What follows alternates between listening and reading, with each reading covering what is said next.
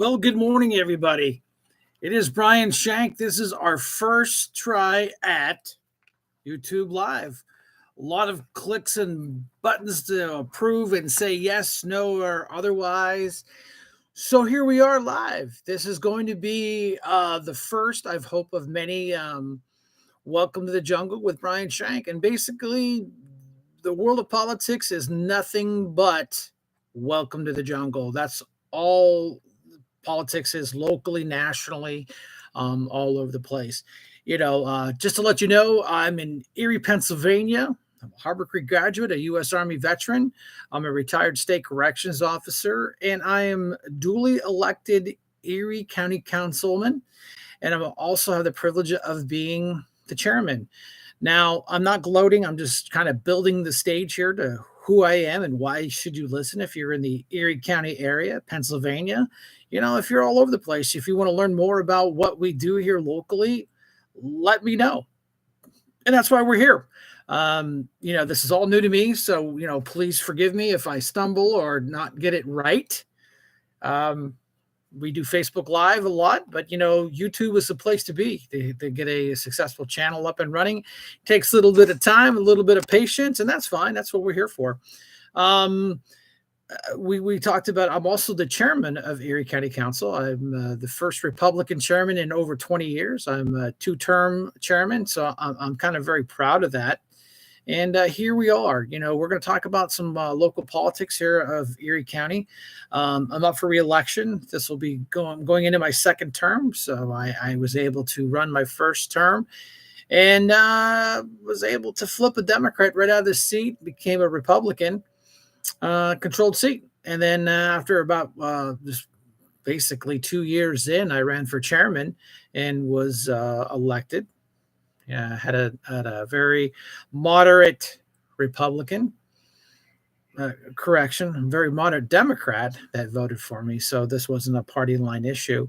But, that's why we're here. And I said, everybody seems to be on YouTube doing things to get their voice across. With the control of the media right now, you're lucky to get your opinion on there. And that's fine. And I get that. They're Democrat controlled. This is the Commonwealth of Pennsylvania kinds of wobbly right now, being a Democrat controlled. The city of Erie is Democrat controlled. We have a Democrat mayor. We haven't had a Republican mayor since 1965, and that's fine. And then now the city council is truly Democrat controlled. So, here we are with that. People complain to me all the time. What do we do to change the city? Well, I live in Harbor Creek. I stood up and I ran and flipped the seat. And until you guys in the city of Erie decide that you don't want to be controlled by the left, very, very woke Democrat Party, that's on you. I can't help you with that race. I can help you out here in the county. I know what I've done out here. We're very proud of what we've done out here. We run clean elections. We try not to get too deep into the nasties, but unfortunately, the Democrats love to pull us down that street, and it comes to a point. Well, do we just stand there and take it, or do we defend ourselves? And being an Army veteran, I believe in defending yourself. So we're going to talk about some topics, local politics, talk about my re-election run, and what we got to do. If you guys want any more information, my website is up and running at www.re-electbrianshank.com. You can catch me on Facebook, Brian Shank. I have a talk radio show. It's a bought and paid for spot for a half an hour, so there's no commercials. It's called Boots on the Ground with Erie County Council Chairman Brian Shank. As you can see, the theme here, it's boots on the ground because it's an old military term. It means about putting your boots on, hitting the ground running, and make a difference. So the theme has been boots on the ground. And of course, we use Guns N' Roses' Welcome to the Jungle because the local political world is basically welcome to the jungle. We have a county council meeting coming up today. You can catch those live on YouTube and just search under Erie County Government. We try to keep it as transparent as humanly possible. We try to keep the issues real. We believe in transparency. We believe in giving the people what they ask for. They just want the truth, and that's what we've done as my first term here on Erie County Council, and going up for my second term tour. So I guess being an Army veteran, you can look at it as a tour. You do your first tour, then you do your second tour. Well, civilian world's a term, but that's where we are. We're in the kind of like raising money mode. You can donate through my website, and I gave you the address earlier. If you have any questions, please reach out and get me. The chat is on. I know this is new. I know this is the first time I've been live on YouTube. So, we know there's going to be a learning curve and a curve to kind of get people, used to the show. And hopefully this will upload to my YouTube channel. I got to tell you, my lovely wife's grandson is the one that's my technical guy. He got me the Boots on the Ground channel up and running, and he helps me learn the things I need to learn. And there is a learning curve of how to learn this stuff yourself. So, we're going to talk a little bit more about that, but, we're going to talk about the re-election cycle. It's July. We have a voter registration problem. We have a problem with people who actually get out and vote. I don't know how we can make this any easier for the people to get out and vote. We have mail-in ballots. Those are really simple. You just take it 5 minutes, fill it out, and please make sure you fill them out properly. When I was on the Board of Elections last year, it gives me no pleasure in having to toss out ballots because they're not properly filled out. There are rules, and we have to follow those rules, and those rules are governed by Act 77 and the laws that govern that. So, we get no pleasure of tossing out a ballot because we know that's someone's vote.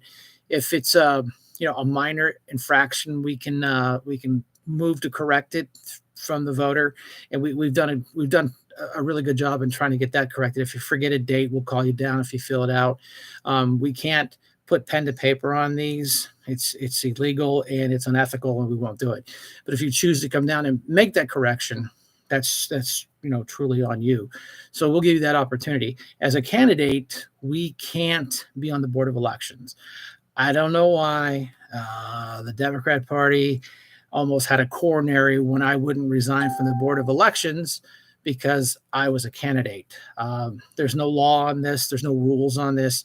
Even from our own solicitor, it's basically we're self-governed, and the state gives you no guidance whatsoever.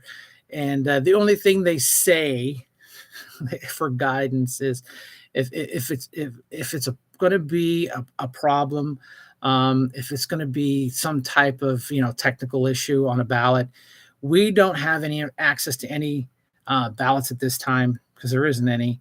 So what's the harm? It would have to be a clear problem. Again, the state rules on this are very, very, very vague, and basically we have to self-govern. So the local Democrat chairman, of course, his knickers got in a knot when I didn't say I'm running for office. Last time I remember, I don't work for the local Democrat chairman. I choose to run my campaign, and I choose to announce when I choose to do that, not up to Jimmy Wirtz. So sorry, too bad. You can stomp and scream and have a temper tantrum like most Democrats do when you don't get your way, but you don't control what I do. And I choose to announce when I choose to announce. And you can come to a meeting and have all your minions come in there and call us names and be all nasty and cause problems, which they basically do. You can go on YouTube and check out all our meetings, and you can look at the cast of characters that come to the meetings, the ones that speak and that are negative. It can never find anything positive. Of all the monies and all the people we help, you think the Democrats would say, hey, at least you guys are trying. Nope. All it is negativity. All it is about how bad you guys are, and you should be doing their way or the highway. Well, that's not how it works. The Democrat chairman here locally has never run for office. He's never been an elected official, but he sits in a position of I'm going to use authority very, very loosely because there is no real authority there other than dictating to the Democrats what you're going to do and what you're not going to do. And if he thinks he's going to come in and dictate to the Republicans what we're going to do, we don't play that game. And our local chairman, Tom Eddy, he does not manhandle our campaigns in any way, shape, or form. We need him. We reach out. If we ask for an opinion, he'll give it to you. But if you're a Democrat and the local chairman doesn't like what you do, he'll trust me. He'll put an op-ed on you in the Erie local rag, and basically tear you apart and say you're no good. You're not a Democrat. And if you say anything against them, of course, what do? Is they pull the race card. And that's fine. That card's been overplayed. People are pretty much sick and tired of it. It doesn't have any effect anymore because it's been so overplayed and overused. It is actually not effective. So go ahead, throw the race card. Everybody just rolls their eyes and goes, whatever, and we move on. But like I said, the elections are coming up. We have to mid-October to change your party affiliation, register to vote, and or request a mail-in ballot. And you can go to the courthouse. You can actually do them online if you choose not to have a paper application to fill out and return, and that's perfectly fine. You can do what you want. The technology is there, and if you're not doing it, you're just basically being lazy, and then that's sad because we are a republic that uses a democracy and type of voting system. But remember, we're a republic. And that republic is something sacred our forefathers put together a long time ago, and I'm still impressed that their words still stand true after hundreds of years and tons of attacks from every side of every party you can imagine. The freedom of speech, of course, that's why it was the first one, and the second one, of course, was to protect the first. So, people are like, well, you Republicans are a bunch of gun nuts. No, we're not gun nuts. That's not a true fact. And if you really want to do some interesting research, look at the demographics of some of your latest shooters. You will be shocked and amazed. But, we just wanted to come on here. We wanted to start this. We wanted to make sure that we're doing it right. We want to see if it gets posted properly, making sure the video and audio is fine. Again, this has been a learning curve for myself, and I think we're there. The YouTube channel has been up for a while. Until I had a really good training session with my wife's grandson, was I able to actually upload some new videos. So I got that. And then I'm like, okay, I'm going to sit down today and I'm going to do this YouTube live and try to get this thing up and running and get the message out. The local medias are all controlled. The Erie Times News is nothing but one step above the National Enquirer. We have another. I'm not even going to use their name because they're so irrelevant. It's not even worth their hassle. They say they're the last independent voice in Erie, which is so not true. You read it, you look at the people who write for it. They're all very left wing, and they will never say anything nice about a Republican. I think we could, save a bus full of buses on fire and save everybody inside. They'd still say, well, we set the fire and it's our fault because we're racist. That's just how they are with the Erie Read. I've never personally heard, I don't read it. I see it at a local country fair. I just walk by it. I won't even pick it up because it's free. I won't even line my chicken coop with it because I don't want my hens to be exposed to that negativity and lies. So, if you choose to pick up the Erie Reader, that's on you. It's funny that Senator Dan Laughlin and Mike Kelly have actually sued them for defamation because of their lies. And the sad part is they think they're true. And I think the funny part is when the Erie Read actually put on Facebook a GoFundMe because for their legal battle, saying they're the last independent voice in Erie. Yeah, okay. It's an independent voice of the left and not anything to do with the right. They won't even mention a Republican candidate in their paper. Even if they give you a listing of the candidates, they just magically don't put in the Republican side. So how is that fair and balanced? How's that independent? Well, it's independently controlled by the Democrat Party, and that's fine. That's what you guys want to do, spread your hate.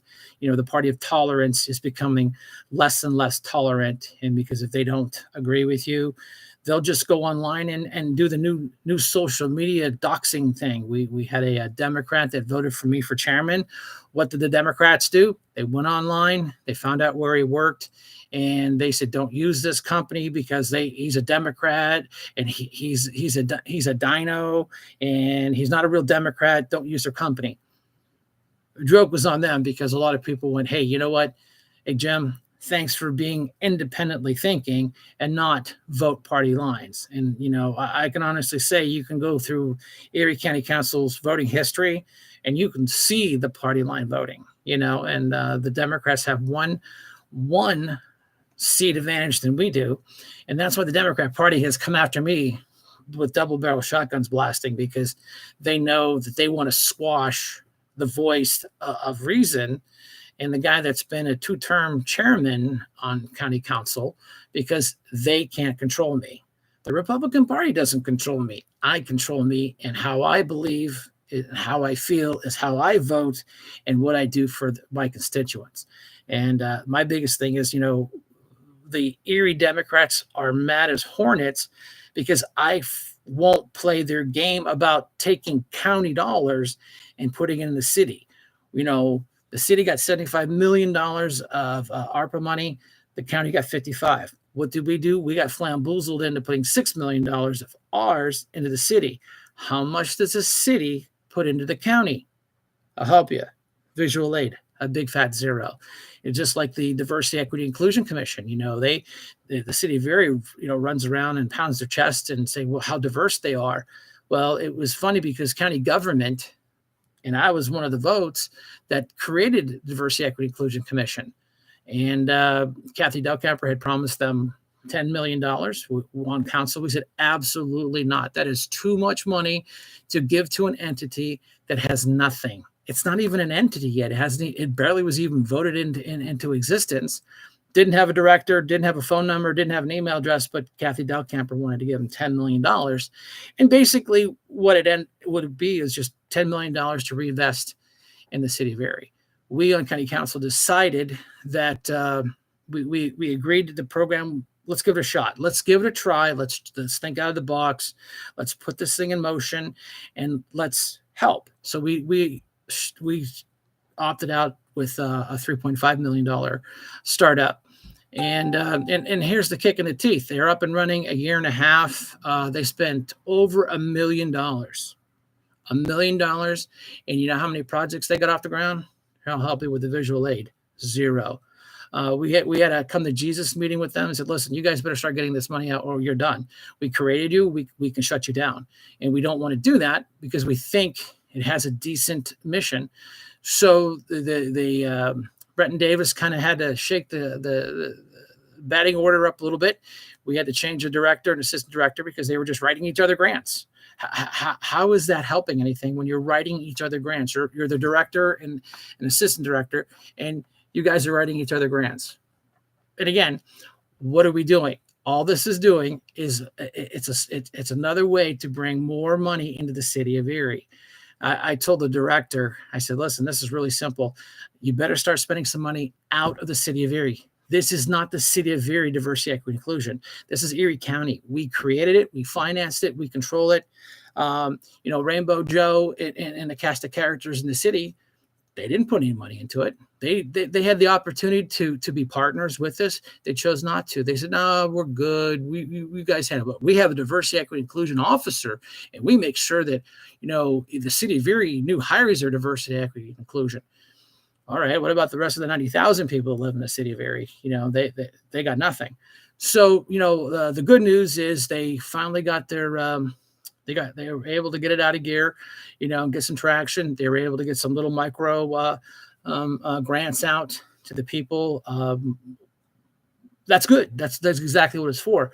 But, it's funny on county council, there's a lot of economic development.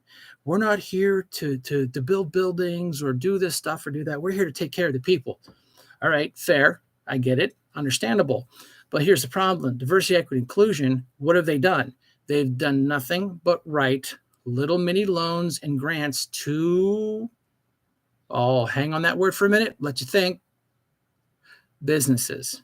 So It's funny how it's acceptable when they want it their way, but if the county executive wants it another way, oh no, we don't do economic development. But diversity, equity, inclusion has been nothing but economic development for minorities in the city of Erie. They haven't spent one dime, not one dime, out of the city of Erie to help Erie County, and it's an Erie County entity. So again, the city wants it all, and it's not all about the city. Let's do some quick math here. I believe the city of Erie is right around the 90,000 mark. Rough numbers in the county, a little over 200,000 people, but they got more ARPA money than we did. I'm not a math guy. I have no clue how they came up with that equation. They usually break it down by population, but I think the feds just basically had a dart board. Threw a dart. City of Erie gets 75, county gets Erie, but then Erie County turns around and reinvests it in the city. We understand that the city of Erie is part of Erie County, but however, there are 200,000 people out in Erie County that go, well, what are you guys doing for us? And that's a fair thing. And the minute we try to develop a program to help folks in the county, then the Democrats throw up a hissy fit and then they fight us all the way. It's just like gap funding. Gap funding is exactly that. It's a fund that helps a gap in a project. These are just numbers I'm using. If you have a project that's $100,000 and you only have $95,000, you apply for that grant. That $5,000 ends up coming to you, and you can finish that project. We wrote that so everybody in Erie County could benefit. You would swear I stole their Halloween candy. That, we're not taking care of the city. Well, no, we're not taking care of the city. We're taking care of Erie County. And that's been a focal point of my reelection, is to show everything that we've done to help Erie County. And because that's who I am. I'm blessed with probably one of the lowest maintenance districts in Erie County government. Harbor Creek. These guys are doing amazing things out here. No new taxes in over 30 years. Show me someone else can do that. Northeast, hardworking farmers, working class folks, just doing what they do best. Green, sometimes you don't even hear from Green Township because they're so low maintenance, nice small community, and their volunteer fire departments are great. And then the last but not least, of course, is Summit Township. Well, that's where the magic is really happening. You have the Miracle Mile, you have Peach Street, you have, Summit is just exploding, and what happened with how that was the casino. Of course, the casino is required to kind of help with their stuff. Their fire department and their ambulance services are doing great. They're very well subsidized by the municipality. And of course the casino. But then therein lies the problem with the EMS. Everyone's talking about the EMS, emergency, and we're having all these issues. Okay, we get it. And we're working on it. Summit spends almost 42% of their calls go into the city of Erie, which brings up the elephant in the room that nobody wants to talk about, is how the city is not providing the ambulance service. They contracted out to EmergiCare, which is a nonprofit, which I blows my mind how they get that. That's because they're owned by the hospitals. So that's how they tap dance around that. Erie County tax dollars paid for their radio systems. The facilities that own those own EmergiCare, they didn't pay for the radios. You, the taxpayers, paid for their dispatch center, all their radios for the trucks, and all their portable radios, nice fancy green ones that cost about $3,000 and up. So, the EmergiCare has a tendency to kind of flamboozle the system, where they'll take a transport from, I won't mention any names, one of the local hospitals. They'll take it down to Pittsburgh. They bill the hospital for that for a lot of money. So what does that mean? That means there's one less ambulance in the city of Erie. Well, then what happens was, because we're required by law with mutual aid to support the city of Erie. So at 2 o'clock in the morning, when they're short an ambulance and it's a basic life support BLS call, they call the volunteers out in the middle of the night because somebody stubbed their toe after they've been drinking too much or whatever the reason is. And how is that fair? How is that fair to penalize the volunteers? We're not getting paid to, I get a little stipend for driving the ambulance. The EMTs get a little stipend.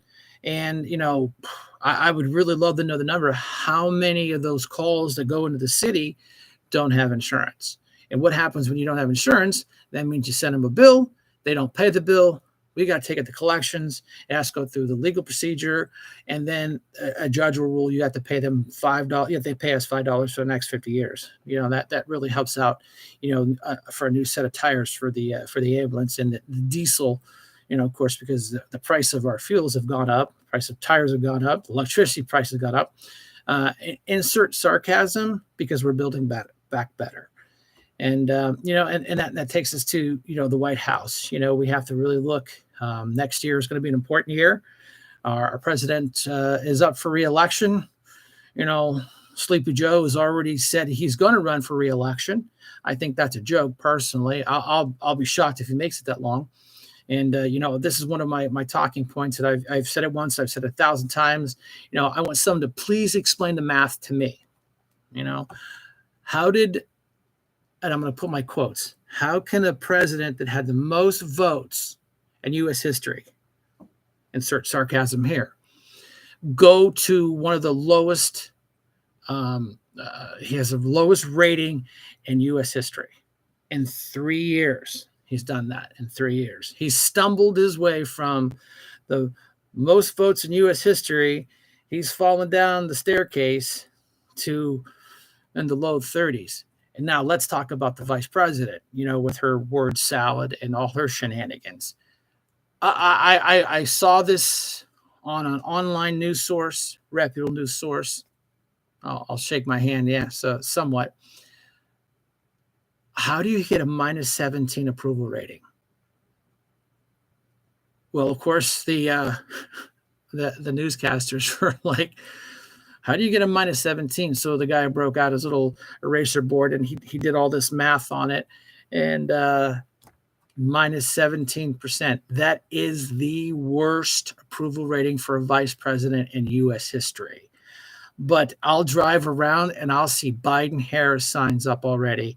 And I just go, wow, I don't know how we can afford another 4 years of this administration.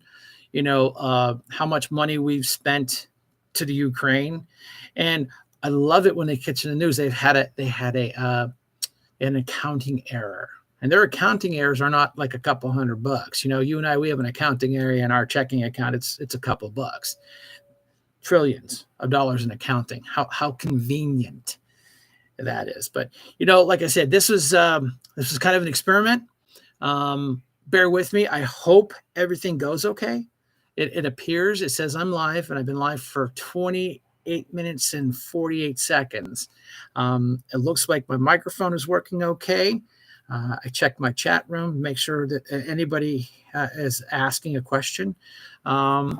I can look at how many people are here, which I would expect nothing better than that, because this is our first time, and basically we're hoping to get it right. And I'm hoping this goes right to my YouTube channel, and we will talk again. There's a couple things I always say at the end of my radio show or Facebook Live. I always say, God bless America. Let's be kind and gentle to each other. We need to be better human beings, because I think we all could use a lesson in that. And I say it at the end of every broadcast, Shank out.